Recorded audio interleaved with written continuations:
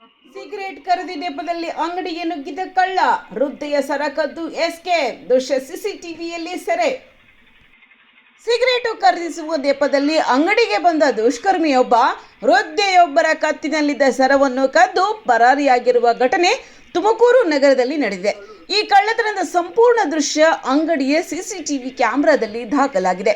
ಇನ್ನು ತುಮಕೂರು ನಗರದ ಕ್ಯಾತ್ಸಂದ್ರದ ಮೈದಾಳ ರಸ್ತೆಯಲ್ಲಿರುವ ಅಂಗಡಿಯಲ್ಲಿ ಈ ಘಟನೆ ನಡೆದಿದೆ ಎಂದು ತಿಳಿದು ಬಂದಿದೆ. ಸಿಗರೇಟ್ ಖರೀದಿಸುವ ನೆಪದಲ್ಲಿ ಅಂಗಡಿಗೆ ಬಂದ ಕಳ್ಳ ಅಲ್ಲಿ ಇದ್ದ ವೃದ್ಧೆಯೊಂದಿಗೆ ಮಾತನಾಡುವಂತೆ ನಟಿಸಿದ್ದಾನೆ. ಈ ವೇಳೆ ಯಾರು ಗಮನಿಸಿದ ಕ್ಷಣದಲ್ಲಿ ವೃದ್ಧೆಯ ಕತ್ತಿನಲ್ಲಿದ್ದ ಚಿನ್ನದ ಸರವನ್ನು ಕಸಿದುಕೊಂಡು ಕ್ಷಣಾರ್ಧದಲ್ಲಿ ಸ್ಥಳದಿಂದ ಪರಾರಿಯಾಗಿದ್ದಾನೆ. ಈ ಕಳ್ಳನ ಕೈಚಳಕ ಅಂಗಡಿಯಲ್ಲಿ ಅಳವಡಿಸಲಾಗಿದ್ದ ಸಿಸಿಟಿವಿ ಕ್ಯಾಮೆರಾದಲ್ಲಿ ಸ್ಪಷ್ಟವಾಗಿ ಸೆರೆಯಾಗಿದೆ. ಘಟನೆ ಬಳಿಕ ವೃದ್ಧೆ ಬೆಚ್ಚಿ ಬಿದ್ದಿದ್ದು ಸ್ಥಳೀಯರು ಕೂಡ ಆತಂಕ ವ್ಯಕ್ತಪಡಿಸಿದ್ದಾರೆ. ಒಟ್ಟಾರೆ ದಿನದ ಹೊತ್ತಲ್ಲಿ ನಡೆದ ಈ ಘಟನೆ ಸಾರ್ವಜನಿಕರಲ್ಲಿ ಆತಂಕ ಮೂಡಿಸಿದೆ.